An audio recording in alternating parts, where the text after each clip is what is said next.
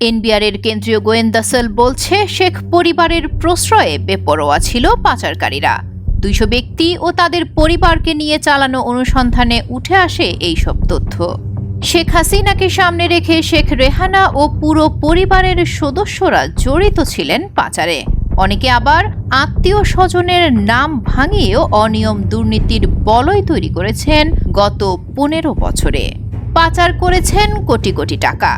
দুর্নীতিবাজ ও ঘুষখোর আমলা, রাজনীতিবিদ, এমপি, মন্ত্রী ও শেখ পরিবারের প্রশ্রয়ে টাকা পাচারে জড়িত ছিলেন বলে অভিযোগ করেছে এনবিআর। অর্থ পাচারকারী সন্দেহে প্রায় 200 ব্যক্তির বিরুদ্ধে তদন্তে নেমেছেন তারা। এর মধ্যে রয়েছে ব্যবসায়ী, আমলা, পুলিশ সহ সরকারি চাকুরিজীবী, ব্যাংক, আর্থিক প্রতিষ্ঠান, ইন্স্যুরেন্সের চেয়ারম্যান, পরিচালক, ঊর্ধ্বতন ও মাঝারি স্তরের কর্মকর্তারাও।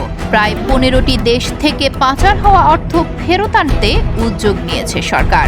বিপুল পরিমাণ এই অর্থ ফেরত আনা সম্ভব হবে কি আদৌ? আপনার কি মনে হয়?